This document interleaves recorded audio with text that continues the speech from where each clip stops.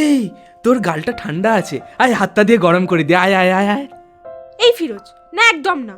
বাবা গো, কি ঠান্ডা, ঠান্ডা হাতটা কেউ গায়ে দেয়? এই না না না, ছাড় ছাড় ছাড়। ওই জয়া, ওদিক পানে যাস নে ওইদিকে, নদীতে বান এসেছে যে। দাঁড়া দাঁড়া বলছি। বন্ধুরা, তোমরা সবাই এসে গেছো? এবার তোমরা চুপ করে বসো, আমরা আমাদের ঝুলির থেকে গল্প বের করি। পাইরেসি দণ্ডনীয় অপরাধ, অনুগ্রহ করে পাইরেসি করবেন না, পাইরেসির সাপোর্ট করবেন না। এই গল্পের যে কোনো ধরনের পাইরেসির বিরুদ্ধে আইনত ব্যবস্থা নেওয়া হবে। এই গল্পের সকল সত্য লেখকের নিজের। ধূমপান ও মাদক সেবন স্বাস্থ্যের পক্ষে ক্ষতিকর। আজকে আপনারা শুনবেন অর্ণব মুখোপাধ্যায়ের লেখা বান। একদম সোজা ওই পয়েন্টটায় মারবি। কোন দিকে গো? আরে কানা, ওই তো ওই দিকে, ঠিক মাঝখানে গিয়ে যেন অ্যারো মানে তীরটা লাগে। আরে তুই অর্জুনের বানের কথা পড়িসনি মহাভারতে? অর্জুনের বান? হ্যাঁ, অর্জুন 1000 মাইল দূর থেকেও পাখি শিকারের সময় পাখির চোখ দেখতে পারত। কিন্তু আমি কি পারবো? হ্যাঁ নিশ্চয়ই, পারতে হবে তোকে। কি রে, কি করছিস তোরা? এত শীতের মাঝেও প্র্যাকটিস? তোকে একবার বলছি না মাদনা, যখন ফোকাস করে আমি কাজ করব তখন আমাকে অ্যাডোরে ডাকবি না। আবার মদনা, বলেছি না আমাকে ওই নামে ডাকবি না। আমি এখন কবি, তুই আনবি মেডেল আর আমি আনবো নোবেল। ঠিক আছে, বাজে বকাটা এখন বন্ধ কর, এখন সর, আমাদেরকে প্র্যাকটিস করতে দে। সেই রে, এই কবির একাকিত্ব কেউই বুঝলো না, শুধুই উপুর করে দিয়ে গেলাম। পেলাম না হয় কিছু, যার যেটুকু রইল তাতে রোলো মাথা নিচু। প্লিজ মাদনা, এখন যা না ভাই। দাদা দাদা, ছেলের হাতটা একটু ভালোভাবে দেখুন না। পড়াশোনায় এত ভালো ছিল, কখনো এদিক ওদিক ফিরেই চায়নি। সেই ছেলে নাকি এখন এইভাবে এক কোণে ঘরের মধ্যে বসে থাকে, ওই শুধুমাত্র তীর ধনুক নিয়ে। কি ব্যাপার বলুন তো? বান মেরেছে। বান মেরেছে মানে? দেখুন ম্যাডাম, বান হলো গিয়ে একটা স্তম্ভন প্রক্রিয়া। তন্ত্রশাস্ত্রে এর দ্বারা কোনো ব্যক্তির প্রবৃত্তি রোধ করা যায়। এই ধরুন আপনার ছেলে পড়াশোনায় খুব ভালো, এমন কিছু করা হলো তাতে পুরো পড়াশোনাটাই মাটি হয়ে গেল। বা আপনি খুব রূপবতী, কিন্তু এমন কিছু করা হলো তাতে আপনি হয়ে গেলেন একদম রোগা প্যাঁকাটি। ধুর, কি যে বলেন, আমি আবার রূপবতী? এই না মানে এক্সাম্পল দিলুম আর কি। তাহলে তাহলে এখন উপায়? উপায় উপায় একটাই, মাঘী পূর্ণিমার রাতে 1 কিলো সর্ষে নিয়ে গঙ্গার জলে ডুব দিয়ে বলতে হবে ওম শান্তি শান্তি শান্তি। 30 সেকেন্ড বাদে খালি গায়ে উঠে এসে কোনো মন্দিরে 3 বার প্রদক্ষিণ করে আমার কাছে আসতে হবে। 3 ঘন্টার মধ্যে কিন্তু। বলি, অত রাতে? মানে ঠান্ডা লেগে যাবে যে। কিচ্ছু করার নেই, কিন্তু যদি এটা করতে পারেন তো আপনার ছেলে পড়াশোনা একদম এগিয়ে যাবে সবার আগে। সবাই ওর জয় জয়কার করবে, কথায় কথায় দেখবেন প্রত্যেক বিষয়ে পুরস্কার পাবে। বিখ্যাত বিখ্যাত লোক ওকে খুঁজে বের করে নিয়ে যাবে নিজের কাজের জন্য। আপনি দাদা যা বলেছেন তা যদি সত্যি হয়, আমি ওর বাবাকে রাজি করাবই। হ্যাঁ হবে তো, আরে আমার গ্যারেন্টি, এটা হতে বাধ্য। বলছি বাবা, ওই বান লাগা ঠিক করতে খরচ কেমন কি হবে? মানে মানে বুঝতেই তো পারছেন। ও হ্যাঁ, খরচ? আরে আগে আপনি নিয়ে আসুন তো সেদিন রাতে, তারপর খরচের ব্যাপারে দেখা যাবে। আগে দেখি সে সব কিছু ঠিক ঠিক করতে পারছে কি। টাকা পরে, আগে যে বান লেগেছে সেটাকে তো ভালো করে তুলতে হবে নাকি, তারপর সেইখানে মলম লাগাতে হবে। বোরোলিন? আরে না না, এই মলম সেই মলম না, জাদু মলমের কথা বলছি। বলছি দাদা, আপনি যেটা বললেন যে রূপবতীকে কুৎসিত করে দেয়, তার মানে কি রূপ আরও বাড়ানো যায়? হ্যাঁ যায়, তন্ত্রে সেই বিধান আছে। তন্ত্র? সেটা কি? ওহো, আমাদের কটা বেদ বলুন তো ম্যাডাম? ওই তো ঋক, সাম, অথর্ব, না যজুর, অথর্ব, হ্যাঁ এই 4টি। গুড। ওই চতুর্থ বেদকে আগে বেদ বলা হতো না, কারণ ওখানে মানুষের অনিষ্ট ও জাগতিক সুখের নিচু স্তরের কিছু বিধান আছে। আর বেদের অধিকার তখন যারা পাননি তারা এই খণ্ডের চর্চা করত, মানুষের ক্ষতি করত। তাই পরে এই বেদকে টেনে নেয় ব্রাহ্মণরা, যাতে এটার মাধ্যমে কেউ কোনো ক্ষতি না সাধন করতে পারে। বাবা, আপনি কত জানেন! জানতে হয় ম্যাডাম, সব জানতে হয়, না জানলে পিছিয়ে পড়তে হয় যে। তাই ঠিক আছে, আজকে তাহলে আমি ওর বাবাকে ওই ব্যবস্থাটা করে ফেলতে বলি। আর আপনি তাহলে ওই আমার রূপ বাড়ানোর কৌশলটাও। হবে হবে, সব হবে। তার জন্য সেই দিন আসুন, আজ আমি খুব ব্যস্ত, বুঝলেন তো। নেক্সট।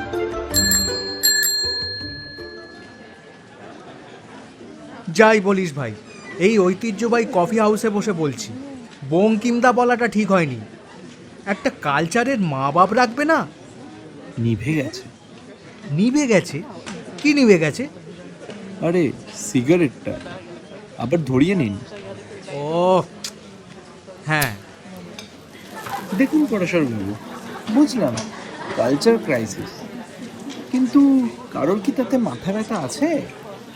না নেই। তাহলে আপনি মাথা ঘামাচ্ছেন কে? সে বলেছে, আপনি শুনেছেন, ব্যাস মিটে গেছে। শুনে নিয়েছি, মিটে গেছে মানে? কথাটা তীরের মতন বিধে আছে ভাই, তীরের মতন বিধে আছে। কি বলিস? আফটার অল বাঙালি কালচার বলে কথা। বুঝলাম। কি বুঝলে? না কিছুই না, সমস্যাটা বাঙালি না। ও, তার মানে বাঙালি কালচারের নয়? না। কেন? কারণ এই আঘাত যদি কালচারের হতো না, তাহলে অন্য কালচারের লোকও কথা বলতো। কিন্তু বাঙালি আজীবন কামড়ে ধরে মরার যন্ত্রণায়, পলিটিক্যাল সমালোচনা আর খেস্সা করতেই ভালোবাসে। তারা অহংকারে হুঙ্কার করতে, অল্পতে শব্দ করতে, আর প্রয়োজন মিটে গেলে ল্যাজ গুটিয়ে পালাতেই বেশি পছন্দ করে। অমিত, তুই কি বলছিস? তোর কোনো ধারণা আছে? আমি? কেন? আরে দাদা, রবীন্দ্রনাথ পড়ো, লেখা আছে না, ইহার চেয়ে হতেম যদি আরো বেদুইন। আরে ছাড়, তোর সাথে না বাজে বকে লাভ নেই। হ্যাঁ, আজ উঠি। দাদা, ও দাদা, বিলটা দিয়ে যান। আরে লিখে রাখো। 1 মাস হলো দাদা, আর ধার দেওয়া যাবে না। একটা চা কেউ ধারে খায় নাকি? সুজলাং সুফলাং মলয়জ শীতলাং সুব্রয়োৎস্না পুলকিতয়ামিনী ফুল্লকুসুমিতা ধ্রুমদল শোভিনী। আহা, কি মাধুর্য! বঙ্কিমচন্দ্র চট্টোপাধ্যায়, তাই না রে জয়া? Yes, the great. কি অদ্ভুত বর্ণনা, ঠিক আজকের এই পূর্ণিমার রাতের মতন। আজ কি ভরা কোটাল, বান এলো এই সময় যে। হ্যাঁ তাই হবে। ফিরোজ, কি অদ্ভুত লাগছে না? গঙ্গার এই রূপ? নদীর রূপ অসাধারণ, তাই নিয়ে কোনো সন্দেহ নেই, কিন্তু আমি যে তোর রূপে ফিদা হয়ে গেছি। চল না এই রাতে পালিয়ে যাই, সব বাধা, সব কিছু ছেড়ে। দাঁড়া, ঠান্ডা, আবেগে গা ভাসাস না। বাবা দেখতে দেখতে 8:30 বেজে গেল। ঠান্ডাও বেশ জাকিয়ে পড়েছে রে। এই তোর গালটা ঠান্ডা আছে, আয় হাতটা দিয়ে গরম করে দে, আয় আয় আয় আয়। এই ফিরোজ, না একদম না। বাবা গো, কি ঠান্ডা, ঠান্ডা হাতটা কেউ গায়ে দেয়? এই না না না, ছাড় ছাড় ছাড়। ওই জয়া, ওদিক পানে যাস নে ওই দিকে, নদীতে বান এসেছে যে। দাঁড়া দাঁড়া বলছি। ফিরোজ, আমায় কিন্তু ধরবি না। এই ধরে নিলাম, যা ধরে নিলাম। ছাড় ছাড় ছাড় ছাড় ছাড়। কেন, আমি ছুলে তোর জাত যাবে নাকি? এ মা, না, এই কথা তো বলিনি। তাহলে আয়। ও কি, এত রাতে এইদিকে গামছা কাঁধে কারা আসছে? বাচ্চা ছেলেটার হাতে একটা কিসের প্যাকেট না? হ্যাঁ তাই তো। ওই প্যাকেটে কি আছে? এ কি এত ভরা টলমল পানির মধ্যে ওরা নদীর দিকে? আজ মাঘী পূর্ণিমা, স্নান করতে এসেছে হয়তো। মানে এই ভরা কোটালে গোসল তैरতে জানে? ও দিদি, দিদি, জলে নামবেন না, ও দিদি। ও কি ছেলেটাকে এত ঠান্ডার মধ্যে খালিগা করেছে?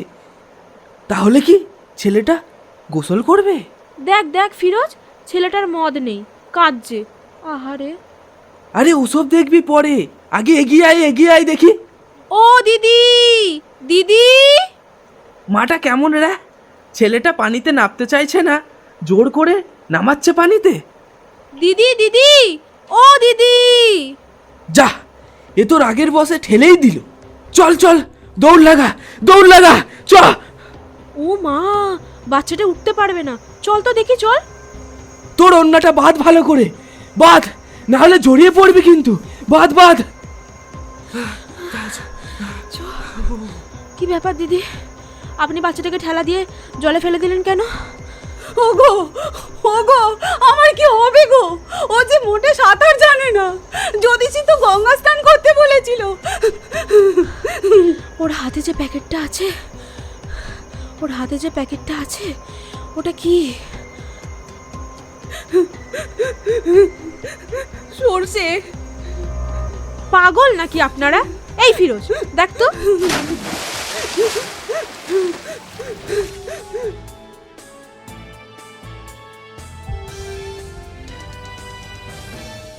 তলিয়ে গেল তরুণ। জোয়ারের জলে গঙ্গায় স্নান করতে নামিয়েছিল ওর মা, কিন্তু কেন আর কি জন্য তা এখনও জানা যাচ্ছে না। তবে বিশেষ সূত্রে জানা গেছে গতকাল মাঘী পূর্ণিমার রাতে ছেলেটি স্নান করতে নেমেছিল, আর তখনই এসে যায় জোয়ার। ঘটনাস্থলে এক যুবক তাকে রক্ষা করতে যায় ঠিকই, কিন্তু কোনোভাবেই তাকে বাঁচাতে পারে না। শেষমেশ মাঝি তরুণের সেই মৃতদেহ উদ্ধার করে।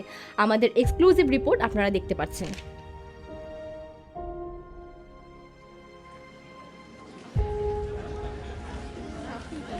দেখুন পরাশর বাবু, দেখুন আজকালকার মায়েদের অবস্থা দেখুন। নিজের ছেলেকে জলে নামিয়ে দিয়েছে আর নিজে ডাঙায়। আরও কি যে দেখতে হবে। হরি হে মাধব, এ আর এমন কি? বহু যুগ আগে গঙ্গাসাগরে সন্তান বিসর্জনের প্রথা মনে আছে তো? হ্যাঁ, কিন্তু সে তো কচি শিশু, এরকম ধীরে নয়। ইতিহাস ফিরে আসে, হিস্ট্রি রিটার্নস। কি সুখেন বাবু, চুপ কেন? হ্যাঁ, আরে পড়াশর, ওকে চুপ থাকতে দাও। কোনো পলিটিক্যাল অ্যাঙ্গেল না পেলে ও আবার কথা বলতে লজ্জা পায়।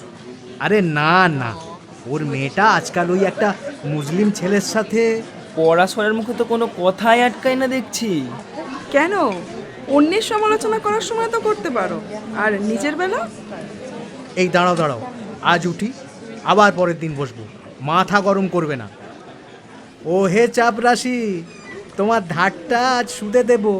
বলো বলো বলো বলো, কত হয়েছে বলো। এই যে ওই 2026। হ্যাঁ, happy new year, happy new year. হ্যাঁ বাবু, কি কি বললেন?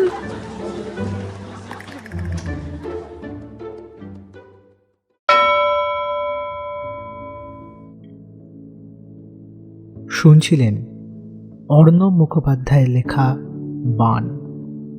প্রশিক্ষকের চরিত্রে সাত্তকী ঘোষ, ছাত্রের চরিত্রে তন্দ্রিল ঘোষ, কবির চরিত্রে সরজিৎ ঘোষ, জ্যোতিষীর চরিত্রে অভিক জাঠি, মায়ের চরিত্রে ইন্দ্রাণী ঘোষ, পরাশরবাবুর চরিত্রে অন্বেষণ সরকার, অমিতের চরিত্রে সাত্তকী ঘোষ, কফি হাউসের চাপরাশির চরিত্রে সরজিৎ ঘোষ, জয়ার চরিত্রে তৃষা রায়, ফিরোজের চরিত্রে ত্রিশূল রায়, নিউজ রিপোর্টারের চরিত্রে রিম্পা রায় এবং কফি হাউসের বন্ধুদের চরিত্রে শুভাশিস প্রসাদ ও মুনা চ্যাটার্জি।